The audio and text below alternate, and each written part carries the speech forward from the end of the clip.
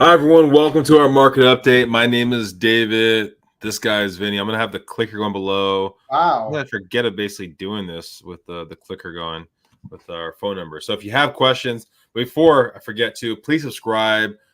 Stay up to tune with things going on with the market. And I'm assuming before we get into some of the nitty gritty stuff, people are going to ask, oh, hey, the Fed basically cut a quarter of a point. Was it yesterday? Day four? Yes, it was yesterday. But for everyone out there, how many months on this show have we been predicting that, Vinny?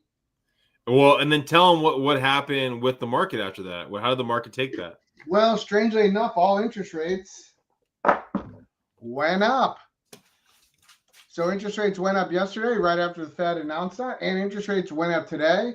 Today was very volatile. Today you had basically rates go up, come back down a little bit, go back up, come back down a little bit. You had like 3 intraday rate changes today, which is massive.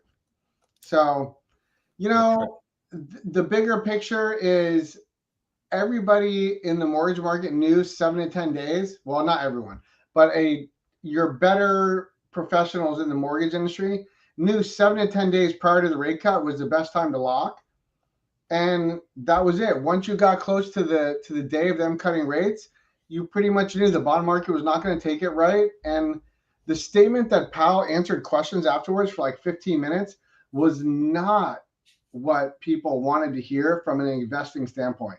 I don't know if you heard about that. Did you hear about that, Vinny? Yeah, he was definitely not really nice with how he projects next year. He really He thinks we curbed inflation. We got back to it. But while you're talking about it, I just wanted to bring this up. Again, it's a platform that we use a decent amount on here, Mortgage News Daily. Oh, it's a great site. Like they do a really good job. But yeah, talk about what he said, Trump. So it's like when Powell came out, he basically said, "Oh, we have inflation under control, even though it's at 2.8% supposedly, which is above the 2% threshold." He said the labor market's still extremely strong, but then he dove into the information that if you were unemployed, finding a new job was very difficult. So I don't know how that worked. And then he went into what was the most interesting part for basically the overall bond market was the bond market in 2025 was already pricing in 100 basis point rate cut. So basically like 4 rate cuts. And he came out and said, we may get 2 or 3 if you're lucky. Well, if you just get 2, that's going to be an interesting time because as much as nobody wants to hear this, that really means that interest rates are going to probably stay higher for longer than anticipated because of the policy they're going to pursue, which, the downside to that is, everyone was looking forward to having lower rates. The upside is if the rates stay higher, technically, in theory, your home prices should probably come down because people are still going to sell and the days on market is going to be longer with more inventory and less people who can afford with higher rates. So, Well, yeah, I mean, inventory is low. You see the clicker below. We're getting to the holiday season. We're at 3,500 right now. I think last year, I want to say we got to 2,800. If someone's watching, correct me. But I think we got around 2,800 around this window of time. So inventory has trickled down from, I think, our peak around 46 or like that, 4,700. Let me see. I'm going to give a clicker right here. So I wanted to show you inventory wise what was listed. So if you're looking from this year, last year, the year before, you can kind of see how much was listed on the market relative to what sold, and you kind of see. I mean, 2023. Our sold amount has gone up, but it hasn't gone up to. I mean, right after COVID, listed amount, same kind of thing. Before COVID, 4,300 on the market, right? Listed in 1 year. And we're at 2,800. But again, last year we're at 23. So it's kind of having that kind of balancing act and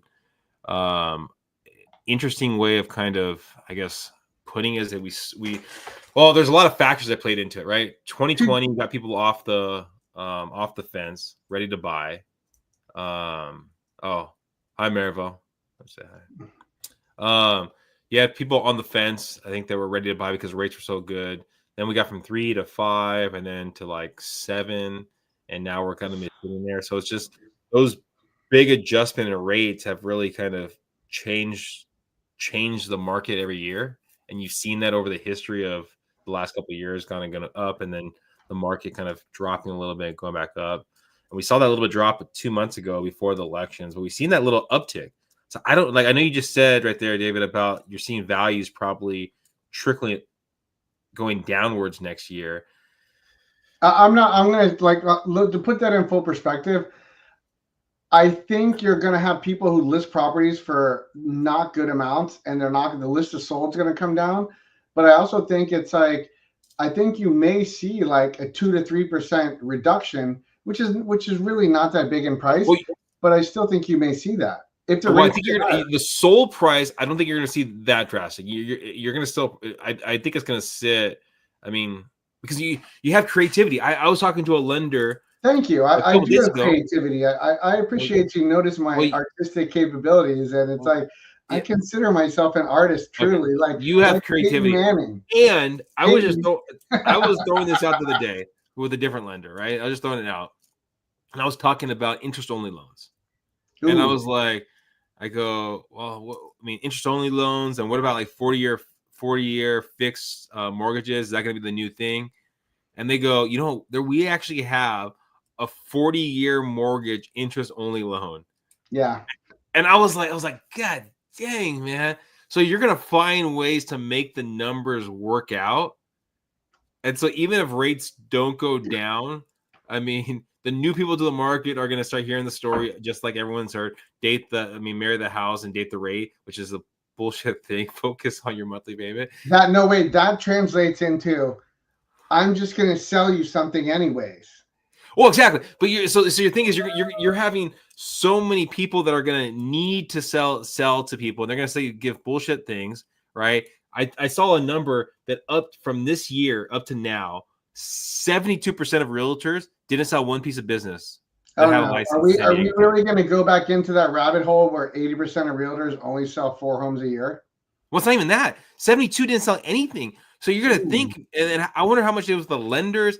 I mean, so now I would say, I'm going to tell you, quite a lot of lenders didn't do much business either, because, I mean, full disclosure, the game has changed. If you're not, and me and Vinnie have talked about this, it's like Vinnie's an information magnet. He's putting information out there constantly, attracting information. If you're not working with a realtor or a lender that's attracting valuable information and giving to you at all times, you're going to be going back to work at Starbucks. Nothing against Starbucks. Or I mean, that's going to be reality. If you know the stuff, right? If you know what's like, let's say the lender knows what's out there, and not all lenders do. I actually had to educate a lender actually yesterday, even though I shouldn't be. Let me guess, you had to be like, the lender said, "What's this PMI thing? P&I?" You're like, "That's principal and interest." No, they basically didn't know the for a VA loan the requirements of being in the property. Ooh. And I was like, well, but they were a VA specialist. No, they were just a lender. But I was just like, well, from how I understand it, you have 60 days, right, to have the intention of being in the property, right? That's basically 59. It's technically 59. Okay. 59 days, right? But right, they're like, well, how do we know they're going to be in the property? I go, well, that's the tenant's going to be out. They get a 60-day notice, right? That's what it is. And so it was more on the underwriter, but then I gave some information of how to talk to the underwriter to help them out, and wow, it was able to sway them over. But anyways, long story short, is knowing what's out there. You don't want to be caught on one of those. I think I just went on a crazy ass fucking tangent. Anyways, fine. It was actually great. It was a great story, and I loved it personally. So for the record, just it was almost like Dr. Seuss. Like the whole creativity is amazing. No, that was definitely not Dr. Seuss. But anyways, long story short, 60-year interest-only loan. Oh, that's what I was going for. 40-year. Okay, yeah. So interest rates, right? There's so many different programs out there, right? And you want to know the pros and cons of the program. So when you're talking to your realtor or talking to your lender, right? Ask them, the pros and cons. If you know, right, you feel comfortable taking that risk with a 40-year interest only, and there's going to be people that are going to do that. There will right? Then it's more palatable, even if rates are where they are. But if you get swayed into it, right, like the sleight of hand, that's when you're going to get screwed over. Anyways, we're at 10 minutes. What last words of wisdom you want to throw out there? Santa is watching. Oh, yeah. Merry Christmas. Merry Christmas.